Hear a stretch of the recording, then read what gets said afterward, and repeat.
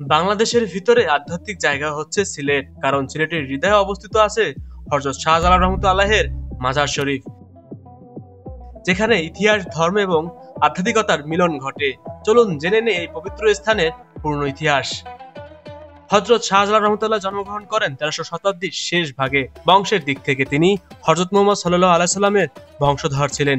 শৈশবে পিতামাতাকে হারিয়ে মামার কাছে বড় হন এবং ছোটবেলা থেকেই ধর্মীয় শিক্ষা ও আধ্যাত্মিকতার সাধনায় মনোনিবেশ করেন।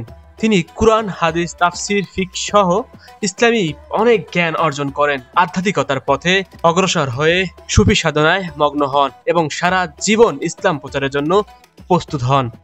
1303 সালে সিলেটের রাজা গরু গোবিন্দ যখন মুসলমানদের উপর নির্যাতন চালায়, শাহজালাল রহমতুল্লাহ প্রায় 360 জন সহচর নিয়ে সিলেটে আসেন। মুসলিম বাহিনীর সঙ্গে যুক্ত হয়ে তিনি যুদ্ধ করেন এবং বিজয় লাভ করেন। যুদ্ধের পর তিনি সিলেটের স্থায়ীভাবে বসবাস শুরু করেন। শান্তি, সাম্য ও মানব সেবার মাধ্যমে মানুষের হৃদয় জয় করেন। তার সঙ্গে 360 জন সুফি সিলেট ও আশেপাশে ইসলাম প্রচার শুরু করে, ফলে সিলেটের ইসলামী সংস্কৃতি অন্যতম কেন্দ্র হয়ে ওঠে। 1347 খ্রিস্টাব্দে শাহজালাল রহমতুল্লাহ ইন্তেকাল করেন। তাকে সিলেট শহরের বর্তমান মাজার স্থানে দাফন করা হয়। সময়ের সাথে সাথে এখন গড়ে ওঠে শাহজালাল মাজার কমপ্লেক্স, যা আজ লক্ষাধিক মানুষের আধ্যাত্মিকতার আশ্রয়স্থল।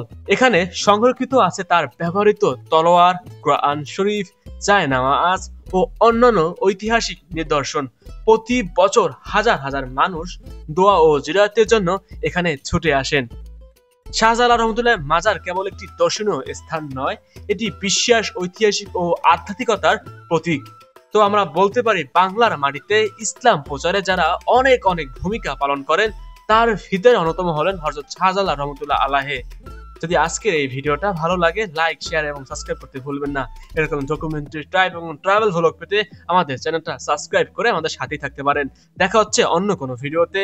ভালো থাকবেন সবাই। আল্লাহ হাফেজ।